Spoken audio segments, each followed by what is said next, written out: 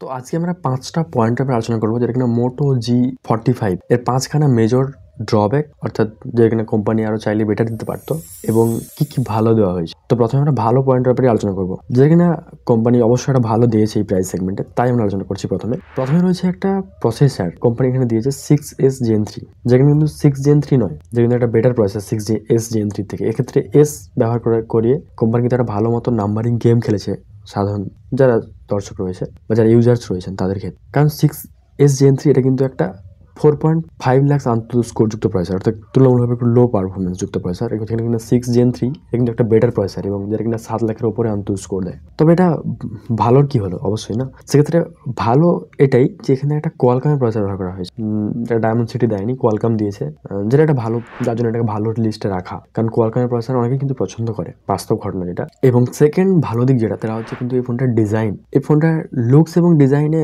মোটো যা করছে ইদানিং তাদের প্রত্যেকটা ফোন, সেক্ষেত্রে কিন্তু নো ডাউট, মানে অ্যাকচুয়ালি এক কথা আমি বলতে বাধ্য যে অসাধারণ লুকস এবং ডিজাইন। মোটো এই প্রাইস সেগমেন্টে যে বেঞ্চমার্ক সেট করে রেখেছে প্রত্যেকটা কোম্পানির কাছে, তা কিন্তু একটা চ্যালেঞ্জিং। কারণ ভেগান লেদার যে ব্যাপারটা, সস্তাতে ভেগান লেদারের যে ব্যাপারটা, সেটা কিন্তু মোটোই সর্বপ্রথম ইন্ট্রোডিউস করছে এবং তারা দিয়ে এমন হয়ে গেছে যে ভেগান লেদার এখনকার মানুষের পছন্দই না, মানে একটা কমন ব্যাপার হয়ে গেছে ভেগান লেদার। তো সস্তা ফোনেও মোটর ভেগান লেদার ব্যাপারটা দেওয়ার এই যে টেন্ডেন্সি এবং এই যে ধারাবাহিকতা, এই জন্য কিন্তু এই ফোনটা এটা একটা ভালো দিক। সাউন্ড কোয়ালিটি অবশ্যই এই ফোনটার একটা প্লাস পয়েন্ট এবং একটা ভালো পয়েন্ট, কারণ এই ফোনটাতে রয়েছে dual studio speaker with Dolby অ্যাটমসের সাপোর্ট। এরকম প্রাইস সেগমেন্টও কিন্তু কিছুদিন আগে অব্দি আমরা কিন্তু একটা ডুয়াল স্টুডিও স্পিকার, সেই সাথে ডলবি অ্যাটমসের সাপোর্ট, এই ব্যাপারটাও কিন্তু ভাবতে পারতাম না, যেখানে মোটোর হাত ধরে কিন্তু পসিবল হয়েছে। যাই হোক, কোম্পানির ব্যাপারে হয়তো খুব বেশি তারিফ করা হয়ে যাচ্ছে, কিন্তু এটা ঘটনা। তো যেগুলো আমার ভালো ছিল ভালো বলতেই হবে। তো সবই যে ভালো এই ফোনটা তা কিন্তু বলছি না, সেক্ষেত্রে খারাপ দিকগুলো আমরা আসছি ধীরে ধীরে। সেটাতে এটা ব্যবহার করা হয়েছে একটা ডিসপ্লের যে সামনের প্রোটেকশন হিসেবে গোরিলা গ্লাস 3 এর প্রোটেকশন। এই প্রাইস সেগমেন্টে কিন্তু গোরিলা গ্লাস 3 এর প্রোটেকশন দেওয়া কোনো ফোন আমরা কিন্তু ইদানিং দেখতে পাই না। তো এটা একটা ভালো দিক এবং সেটাতে 120 হার্টজের ডিসপ্লে। তবে ডিসপ্লে ব্যাপারটা যখন বলেই দিলাম, সেক্ষেত্রে কিন্তু বলি যে ডিসপ্লে একটা জিনিস খারাপও দেওয়া হয়েছে, যেখানে একটা HD+ ডিসপ্লে। এখনকার দাঁড়িয়ে HD+ ডিসপ্লে অ্যাকচুয়ালি মোটোর কাছ থেকে আমরা এইরকম প্রাইস সেগমেন্টে আশাই করতে পারি, কারণ মোটো এর থেকে অনেক কম প্রাইসের ফোনেও আমাদেরকে ফুল HD+ ডিসপ্লে দিয়েছে। তো HD+ ডিসপ্লে ফোনটাতে থাকাটা এটা কিন্তু একটা বিশাল বড় ড্রব্যাক বলে আমার মনে হয়। তো যার জন্য এখনকার দাঁড়িয়ে এই ফোনটা মানে তুলনামূলকভাবে আমার মনে হয়েছে যে না নেওয়াটাই উচিত। এবার আমরা খারাপ ব্যাপারে আলোচনা করি, যেটা কিনা প্রথমে যেটা বলতে হয় হচ্ছে যে ক্যামেরা অ্যাকচুয়ালি মেন ক্যামেরা, এক্ষেত্রে কিন্তু পিছন দিকে দুটো লেন্স থাকলেও মেন লেন্স কিন্তু একটাই, পেছনের দিকে একটাই মেন লেন্স, বাকি যেটা ব্যবহার করা সেটা কিছুই নয়, জাস্ট অন্যান্য কোম্পানির মতো একটা 2 মেগাপিক্সেলের ডেপথ সেন্সর, যেটা কিনা মোটো খুব কম ফোনের সাথেই করে থাকে, যদিও আমি জানি। তো তার মধ্যে এটাও কিন্তু একটা, অর্থাৎ আপনি পেছনের দিকে শুধুমাত্র একটাই মেন সেন্সর দেখতে পাবেন, যেটা 50 মেগাপিক্সেলের আর 2 মেগাপিক্সেলের একটা ডেপথ সেন্সর, যেটা বললাম। অর্থাৎ এখানে ultra wide angle lens missing রয়েছে, যার জন্য এটা একটা নেগেটিভ পয়েন্ট বলে আমার মনে হয়েছে। তো যার জন্য এটাকে একটা নেগেটিভ লিস্ট, খারাপের দিকে রাখা। তবে ফন্টে কিন্তু অবশ্যই ভালো রয়েছে, একটা 16 মেগাপিক্সেলের সেলফি ক্যামেরা রয়েছে ফন্টে। এবং ক্যামেরা কোয়ালিটির কথা বললেও সেক্ষেত্রে কিন্তু বলবো যে এই প্রাইস সেগমেন্টে মেন সেন্সর এবং সেলফির ক্ষেত্রে যে আউটপুট, সেটা কিন্তু অনেক কোম্পানি এরকম প্রাইস সেগমেন্টে দিতে পারে না। তো আলট্রা ওয়াইডটা মিসিং রয়েছে, যার জন্য এটাকে একটু খারাপ বলে আমার মনে হয়েছে, ড্রব্যাক বলে মনে হয়েছে। যদি আমি রেফারেন্স হিসেবে মোটো G35 যেটা লেটেস্ট লঞ্চ হলো তার সঙ্গে তুলনা করি, সেক্ষেত্রে কিন্তু তাতে কিন্তু এর থেকে কম প্রাইস হওয়ার সত্ত্বেও এটা কিন্তু একটা আলট্রা ওয়াইড অ্যাঙ্গেল লেন্স ছিল, যেটা কিন্তু এতে মিসিং রয়েছে। শুধুমাত্র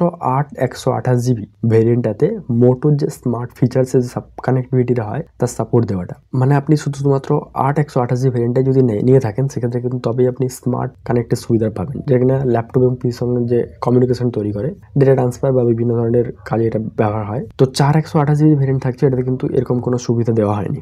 তাছাড়া কিন্তু এক্ষেত্রে কোম্পানি একটা ভালো রকম গেম খেলেছে, যেখানে 4/128GB প্রাইসে 4/128GB যে প্রাইস রাখা হয়েছে তার থেকে কিন্তু 2000 টাকা বেশি দাম রেখেছে 8/128GB ভেরিয়েন্টের। যদিও প্রত্যেকটা কোম্পানি এটা করে, এটা ঘটনা, কারণ মোটোই একমাত্র এমন কোম্পানি যারা কিন্তু আমার যেটা মনে হয়েছে যে যারা একটা প্রপার র্যাম দেখিয়ে একটা পয়সা নেয়। বাকি কোম্পানি যেমন নাম না নেওয়া বেটার, কিন্তু অনেক কোম্পানি এটা বেশিরভাগটাই করে যে তারা কিন্তু 1-2GB রম এক্সট্রা বাড়িয়ে এক্সট্রা চার্জ করে 1-2 হাজার টাকা। তো যেখানে অন্যান্য কোম্পানির মতো এই ফোনটাতেও যে জিনিসটা আমার সমস্যা বলে মনে হয়েছে, তো যার জন্য এটা উল্লেখ করা।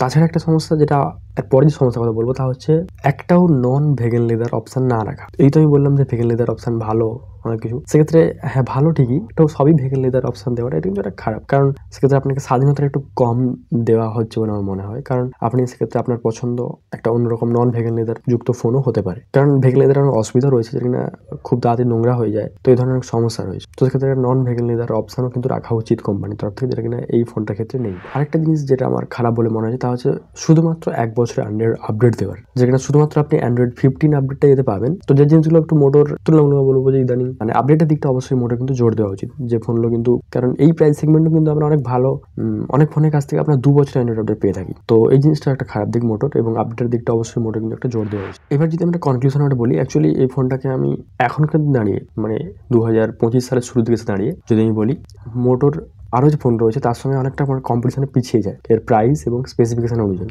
কারণ ইদানিং মোটোর তরফ থেকে যে মোটো G35টা লঞ্চ হয়েছে তাতে কিন্তু এর থেকে অনেক বেটার স্পেসিফিকেশন রয়েছে, যদিও কিন্তু প্রসেসর ব্যাপারটা একটু কম দেওয়া হয়েছে। তাছাড়াও ডিসপ্লে বা যে ব্যাপার, যে কম ব্যাপারগুলো আমি বললাম, ডিসপ্লে থেকে শুরু করে ক্যামেরা, তো সেই সমস্ত কিন্তু যে চাহিদাগুলো আমাদের সাধারণ দৈনন্দিন জীবনে প্রয়োজন সেটা কিন্তু প্রত্যেকটাই ফিল আপ করা আছে, প্রত্যেকটা চাহিদাই পূরণ করেছে, যেখানে মোটো G35। তো অবশ্যই ওই ফোনটা এর থেকে কিন্তু একটা বেটার বলে আমার মনে হয় এই প্রাইস সেগমেন্টে, কারণ ওই ফোনটার প্রাইসও কিন্তু তুলনামূলকভাবে এর থেকে একটু কম, শুধুমাত্র প্রসেসরের কম্প্রোমাইজ ছাড়া ওই ফোনটা কিন্তু অনেকটা জিনিস বেটার। তো অবশ্যই এখন দাঁড়িয়ে আমি বলবো যে ওই ফোনটা কিন্তু নিয়ে নেওয়াটাই বেটার, অর্থাৎ মোটো G35 ফোনটাই নিয়ে নেওয়া বেটার G45 এর থেকে। তো এই ব্যাপারে আপনার কি মতামত অবশ্যই কমেন্ট করে আমাদের জানাবেন, এবং আপনারা যদি মোটো G45 ইউজার্স হয়ে থাকেন, কেমন চলছে আপনার ফোনটা এবং আপনার অভিজ্ঞতা কি অবশ্যই আমাদের কমেন্ট করে জানাবেন। আমরা কিন্তু খুবই আগ্রহী থাকবো আপনার এই মতামত জানার জন্য বা আপনার এই অভিজ্ঞতা জানার জন্য। তো আজকের মতো এই অবধি, আপনার সঙ্গে দেখা হচ্ছে পরে কোনো ভিডিওতে। চ্যানেল দর্শক অবশ্যই সাবস্ক্রাইব করে রাখবেন কিন্তু। তো আজকে এই অবধি।